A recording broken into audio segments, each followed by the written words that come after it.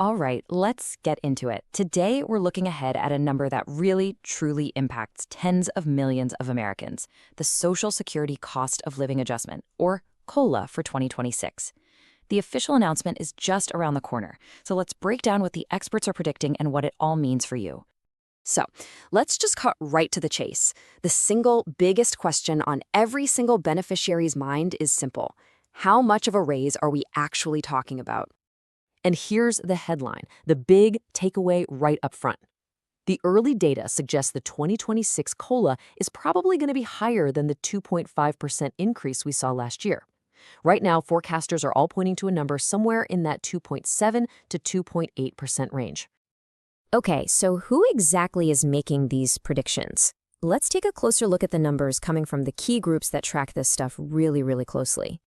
You know, what's so interesting here is how consistent everyone is. After the latest inflation numbers dropped, all these key groups updated their forecasts, and they've all landed in pretty much the same spot. You've got the Senior Citizens League at 2.7%, and then Mary Johnson and the Committee for a Responsible Federal Budget are both calling for 2.8%. The message is loud and clear. They all think the raise is going to be bigger this time around. So why does this one little number get so much attention every year? Well, to really get that, you have to understand just how vital Social Security is for millions and millions of retirees. I mean, the scale of this is just staggering. We're talking 38.3 million people who rely on their Social Security checks for at least half of their total income. Just think about that for a second. For a huge chunk of our population, this is their financial bedrock.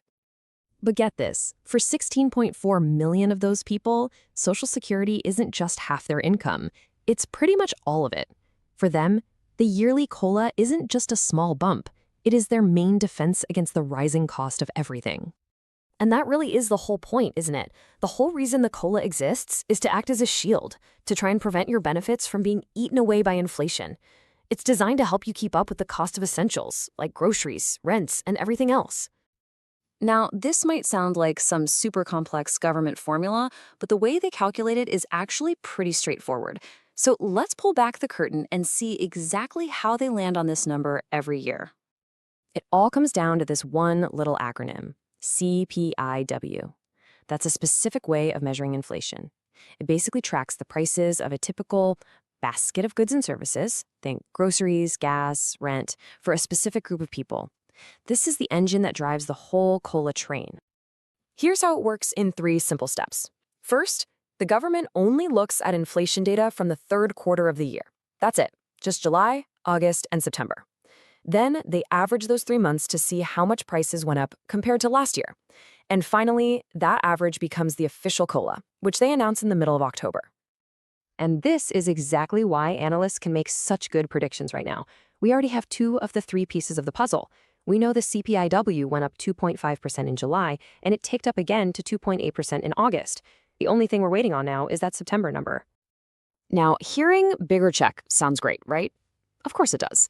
But there's a really important catch here. A higher COLA is a direct reflection of a tougher economic reality for, well, everyone. It's truly a double-edged sword. On one hand, yes, you get a bigger check in the mail. But the reason you're getting that bigger check is because the cost of living is higher. A big COLA only happens because of high inflation, and that's something that squeezes everybody's wallet. In fact, some studies show that when inflation really spikes, beneficiaries can actually wind up with less purchasing power. The COLA helps for sure, but sometimes it just can't fully keep up, making it that much harder to afford the basics. And here's a big part of the problem. That CPIW formula we talked about, it might not actually reflect what a typical retiree spends their money on. For so many seniors, things like medical care and housing are a massive part of their budget. And those specific costs have been climbing way faster than the overall inflation rate. Okay, so with all of that on the table, what should we be looking for next? Let's talk about the final countdown to the official announcement. So, we are right here in the expert forecast phase. The last piece of the puzzle, as we said, is that September inflation data. Once that comes in, the date you're going to want to circle on your calendar is October 15th.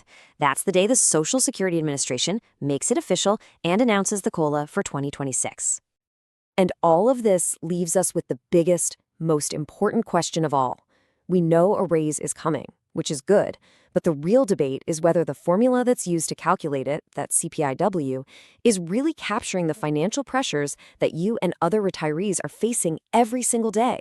That's a question worth thinking about long after the final number is announced.